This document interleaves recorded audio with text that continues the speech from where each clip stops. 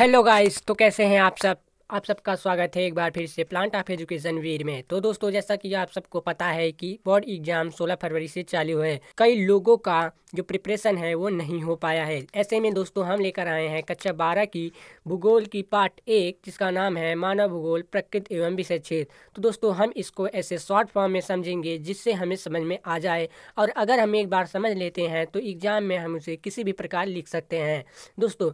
तो चलिए हम शुरू करते हैं। पहला है भूगोल की परिभाषा।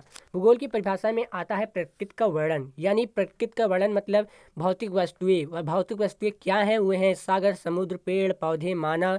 ये सब भौतिक वस्तुएं हैं जिसमें भौतिक वस्तुओं का अध्ययन किया जाता है, भौतिक वस्तुओं का वर्णन होता है, उसी को भूगोल कहते हैं। भूगोल की दो प्रकार हैं, जिसमें है एक तो है भौतिक भूगोल, दूसरा मानव भूगोल। तो भौतिक भूगोल क्या है? भौतिक भूगोल में भूगोल की भौतिक वस्तुओं का अध्ययन किया जाता है, और भौतिक वस्तुओं में भू आकृति, जलवायु, पर्यावरण, जीव, मृदा, चिकित्सा आदि आते हैं। दोस्तों एक बार मैं फिर से आप सबको बता दूं कि ये जितना मैंने लिखाया है सिर्फ यही एग्जाम में आएगा। अगर इस चैप्टर से आया तो यही क्वेश्चन आएंगे जो मैं बता रहा हूँ। बस आपको इससे याद कर लेना है, और इसका PDF मैं डिस्क्रिप्शन में दे दूँगा। तो दोस्तों ये इनको आपको याद कर लेना है। मानव भूगोल में 6 प्रकार के होते हैं। देखिए, आर्थिक भूगोल, राजनीतिक भूगोल, ऐतिहासिक भूगोल, सामाजिक भूगोल। इससे आपको ऐसे याद करना है। इसके बाद जो मोस्ट इम्पोर्टेंट है मानव भूगोल। मानव भूगोल क्या है? मानव भूगोल को आप ऐसा समझना है कि एक तरफ मानव, दूसरा भूगोल। भूगोल मतलब प्रकृति, जैसा कि आपको पता है। तो एक मानव और भूगोल के बीच का संबंध का अध्ययन, मानव समाज पर्यावरण के बीच संबंधों का अध्ययन मानव भूगोल कहलाता है। और बात करें कोटेशन की, तो आपको सिर्फ रेड जेल की परिभाषा याद करना है, जो है मानव भूगोल मानव समाज धरातल के बीच संबंधों का संश्लेषित अध्ययन है। यही संबंधों के बाद यहाँ पर संश्लेषित लगा दिया गया है। यही आपको बस याद कर लेना है, और ये सिंपल भी है।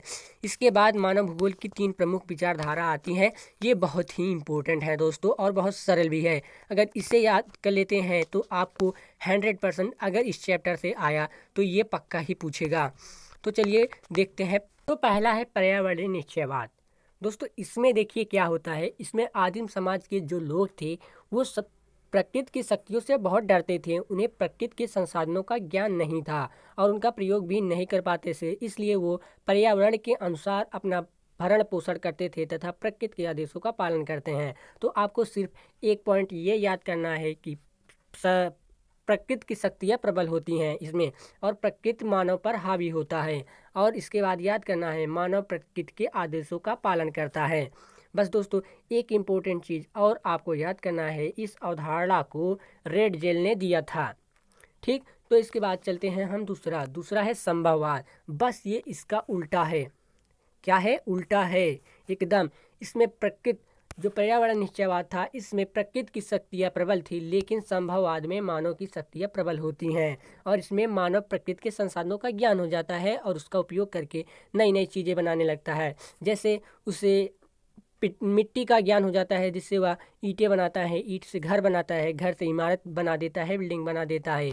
ऐसे ही कई संसाधनों का ज्ञान हो जाने पर मनुष्य प्रकृति के संसाधनों का प्रयोग करता है। और इस अवधारणा को विडाल्डी लाप्लास ने दिया था। ये इम्पोर्टेंट है, ये भी याद कर लेना है दोस्तों। जितने ही पॉइंट दिए गए हैं सबको आपको याद कर लेना है, जो कि बहुत सरल है। इसका PDF मैं डिस्क्रिप्शन में दे दूंगा, वहाँ से डाउनलोड कर लेना। तो दोस्तों तीसरा है नवनिश्चयवाद। और अब ये क्या है? ये बस आप लोगों को समझना ये है कि जो पहला पर्यावरण निश्चयवाद था, पर्यावरण निश्चयवाद तथा संभववाद के बीच का मध्य मार्ग है नवनिश्चयवाद। नवनिश्चयवाद मध्य मार्ग है, ठीक, मध्य सीमा है, बस इतना। और ये कोटेशन याद करना है, ना तो प्रकृति मानव का दास है और ना तो मानव इसका स्वामी। यानी इसमें कहना का मतलब है कि ना प्रकृति मानव को अपना दास बना सकता है, उसे अपने अनुसार चला सकता है, ना ही मानव इसका स्वामी है, ठीक। बल्कि प्रकृति के साथ सहयोग करना है। बल्कि इसमें बताया गया है कि मानव को प्रकृति के साथ मिलजुल के रहना है। इस विचारधारा को ग्रिफिथ टेलर ने दिया था, ठीक। तो दोस्तों अगर वीडियो आपको पसंद आया हो तो लाइक कर देना, और अपने दोस्तों में शेयर ज़रूर कर देना, ठीक। धन्यवाद।